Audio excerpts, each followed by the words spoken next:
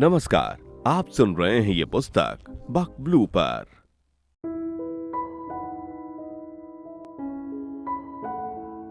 अध्याय 12 संवाद। Mummy papa की याद तब जरूर आती है जब इंसान अकेला होता है। यही हाल आज विक्रांगी का हो रहा था। कल सायं से ही विक्रांगी थोड़ी परेशान थी, दुखी भी थी और हाँ, विचार तंद्रा में सो रही थी और बिना डिनर किए ही सो गई थी। वो अब स्वप्न निद्रा में थी, जिसमें स्वप्न आते हैं। उसे लग रहा था स्वप्न में उसे मम्मी पापा के घर ब्रेकफास्ट पर बुलाई गई है। मम्मी उसका मनपसंद नाश्ता बनाया था। विक्रांगी अपने मायके पहुंच जाती है। विक्रांगी, मम्मी नमस्ते। मालिनी मिस्त्री, नमस्ते बेटी, कैसी है?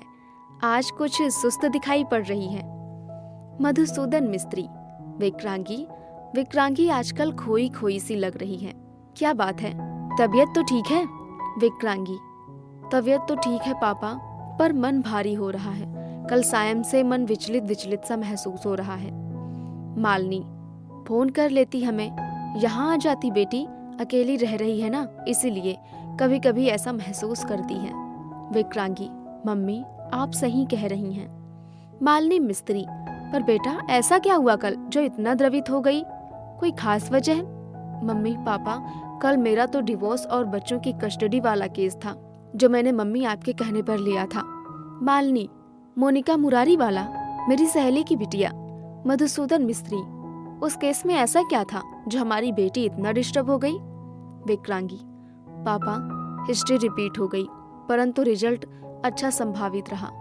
मधुसूदन, बेटा गोगो, आप भी नाश्ते की टेबल पर आ जाओ, विक्रांगी आई हुई है, कल रात ही ब्रिजील से लौटा है गोगो। विक्रांगी, अच्छा, मुझे पता ही नहीं था, कई दिनों से आप लोगों से बात नहीं हुई थी। गोगो मिस्त्री, विक्रांगी गुड मॉर्निंग, कैसी हो? विक्रांगी, मैं ठीक हूँ, तुम्हारा ब्राजील का टूर कैसा रहा? गोगो मिस्त्री, सक्सेसफुल, गुड। मालिनी, सब नाश्ता करते रहो, बातें भी चलती रहेंगी। विक्रांगी, सुबह सुबह आई हो और लग रही हो टायर्ड, क्या बात है बहन? मधुसूदन मिस्त्री, अकेली रहती है, हमें अच्छा तो बिल्कुल नहीं लगता, पर करें तो क्या करें, विवश होकर रह जाते हैं। कल अश्विन का फोन आया था, अच्छी चल रही है उनकी पढ़ाई। विक्रांगी, उस माँ की क्या हालत हो सकती है जिसके बेटे उसे 3 साल न बात करते हैं न मिलते हैं, बस उनके विषय में आप लोगों से ही पता चलता है। मालिनी, विक्रांगी तुम अकेली हो गई है, न पति अपना रहा न बच्चे, वास्तव में तुम पर दया आती है। गोगो मिस्त्री, माँ ऐसा मत कहो, विक्रांगी स्वयं ही आहत लग रही है। मधुसूदन मिस्त्री, हाँ विक्रांगी, तुम केस के बारे में कुछ बता रही थी। गोगो मिस्त्री, कौन सा केस? विक्रांगी, मम्मी की सहेली की बेटी मोनिका मुरारी का। कल कोर्ट ने उसके बच्चों की अपील पर गजब का फैसला दे दिया। हालांकि वो ब्लेसिंग इन डिसगॉड ही रहा, अभी उन्हें 1 साल उनको एक साथ ही छत के नीचे रहना होगा, उसके बाद ही कुछ होगा। अब उन्हें 1 साल की अवधि मिल गई सोचने की, समझने की। मालिनी मिस्त्री, ये केस तो बिल्कुल तेरे जैसा ही था। विक्रांगी, हाँ माँ, पर हमारा डिवोर्स हो गया, बच्चों की कस्टडी तो दूर, वो तो बात ही नहीं करते, ना ही मिलते हैं, ना मुझसे ना कुलांग से। मालिनी मिस्त्री, अफसोस हो रहा है। विक्रांगी, हमें टाइम मिल गया होता तो शायद स्थिति ही अलग होती, हो सकता था डिवोर्स ही नहीं होता, बच्चे तो ना बिछड़ते, हमें कष्ट तो ना होता।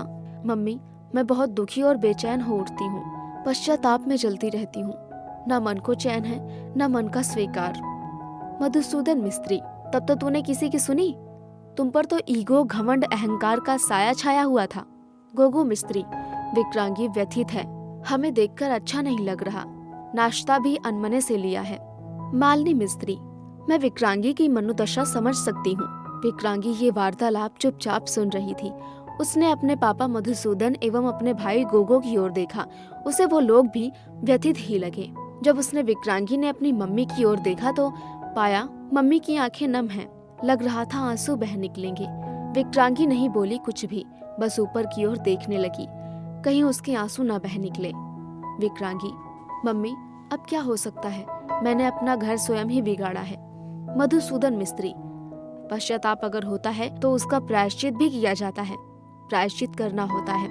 अरे भाई, इसमें देर नहीं किया जाता है। सुबह का भूला शाम को घर आ जाए तो उसे भूला नहीं कहा जाता। विक्रांगी, पापा क्या संभव है ये सब? मधुसूदन मिस्त्री, आसान तो बिल्कुल नहीं, हाँ असंभव नहीं है। मालिनी मिस्त्री, क्या कह रहे हो? डिवोर्स को भी 3 साल हो चुके हैं। गोगो मिस्त्री, अभी विक्रांगी एवं कुलांक मूव ऑन नहीं हो पाए हैं, नहीं हुए हैं। असंभव तो कुछ भी नहीं है। मधुसूदन मिस्त्री, ये सब विक्रांगी को सोचना है, करना है। हम लोग तो साथ दे सकते हैं।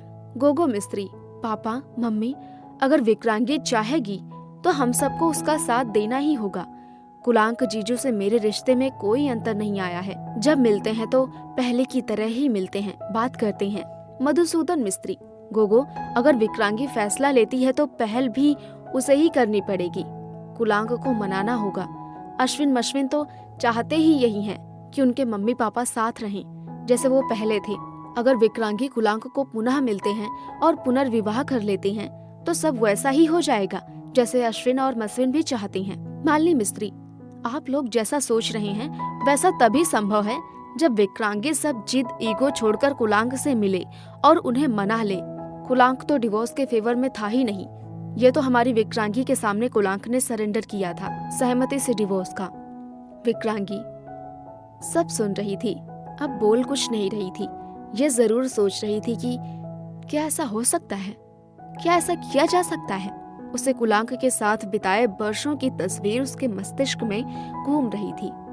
मालिनी, मधुसूदन और गोगो तीनों बार बार इसी विषय पर लौट आते। सभी के मन में यही प्रश्न उठता, क्या ऐसा सच में संभव हो सकता है? क्या 3 वर्षों से टूटा ये रिश्ता फिर से जोड़ा जा सकता है? बात करते करते भीतर जब एक उम्मीद जागती, फिर उसी के साथ अनिश्चितता का डर भी घिर आता। मन मचल भी रहा था और ठिठक भी रहा था। अगर कुलांक मान गए तो क्या होगा, और अगर उन्होंने मना कर दिया तो क्या? पर एक बात सबके मन में तो ढांढस दे रही थी, अश्विन और मस्विन अपने मम्मी पापा को साथ देखना चाहते हैं। इसी कारण विक्रांगी को लगता था कि कुलांक के मान जाने की संभावना बन सकती है।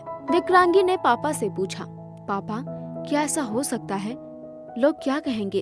अगर कुलांक मान भी गए तो आगे क्या करेंगे हम? मधुसूदन मिस्त्री ने शांत स्वर में कहा, बेटा समय बड़ा बलवान होता है, अच्छा समय साथ दे तो सब ठीक हो जाता है। पूरा मिस्त्री परिवार और स्वयं विक्रांगी इस कश्मकश और उधेड़ बुन के बीच थी। भीतर ही भीतर सभी में एक तरह का रोमांच भी था। वे जानते थे कि रीयूनियन मैरिज सामान्य विवाह की तुलना में कहीं अधिक कठिन होती है। फिर भी उनके मन में आशा थी कि शायद ये टूटा रिश्ता फिर से जुड़ जाए। रहीम का वो दोहा जैसे सबके मन में गूंज रहा था, रहीमन धागा प्रेम का मत तोड़ो चटकाए, टूटे से फिर ना जुड़े, जुड़े गांठ पड़ जाए। पर वे संकल्प कर चुके थे, इस धागे में कोई गांठ नहीं पड़ने देंगे, अपनी बेटी के लिए हर संभव प्रयास करेंगे।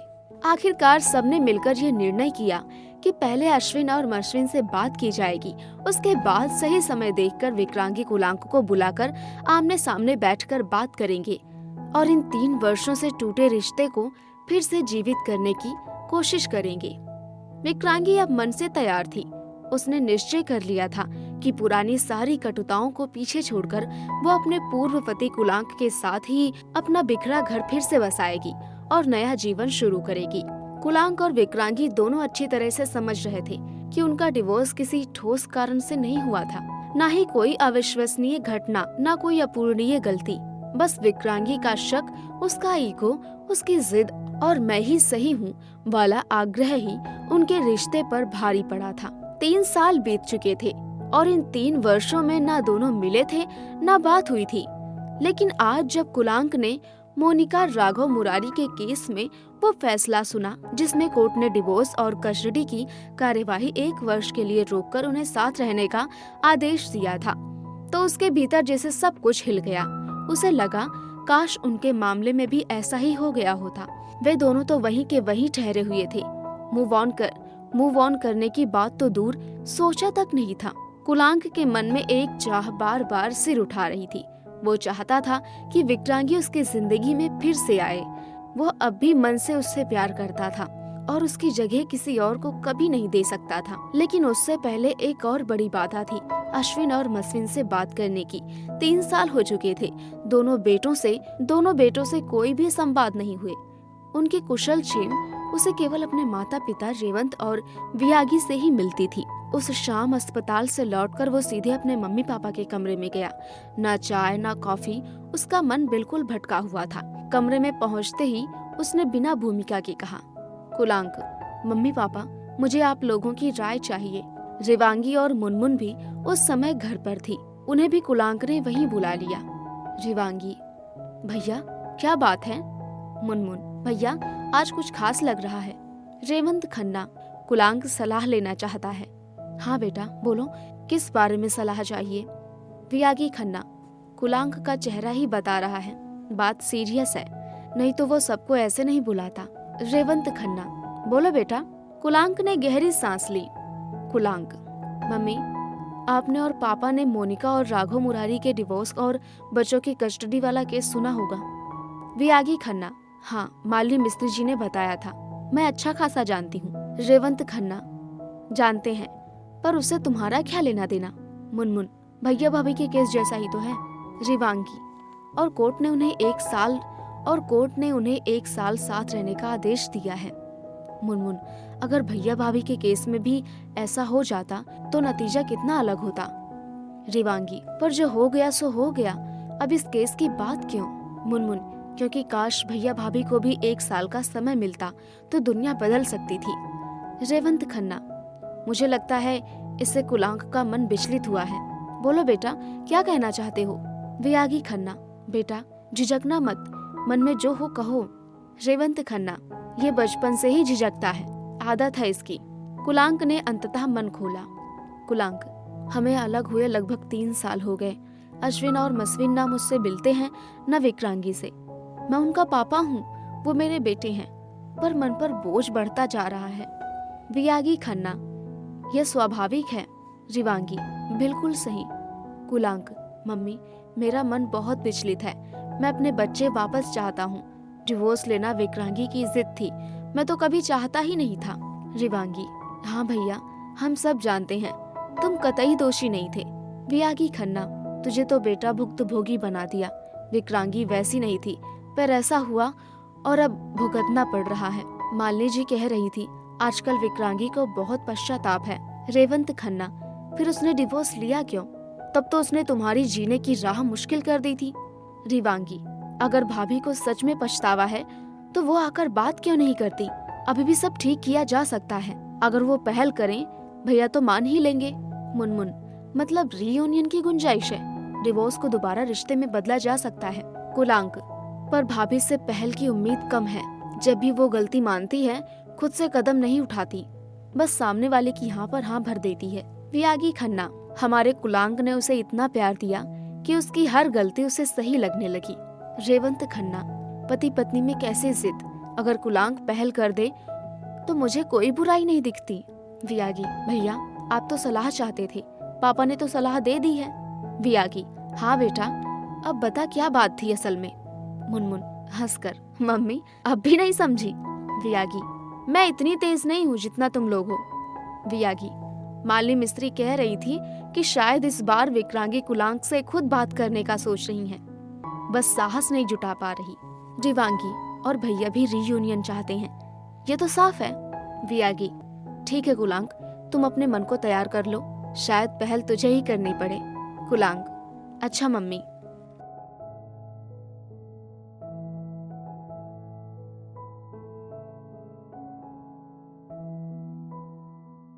अभी आप सुन रहे थे ये पुस्तक बक ब्लू पर। आपको ये किताब कैसी लगी कमेंट में हमें जरूर बताएं। साथ ही स्क्रीन पर दिए गए सभी प्लेटफॉर्म्स पर हमको फॉलो करना ना भूलें। धन्यवाद।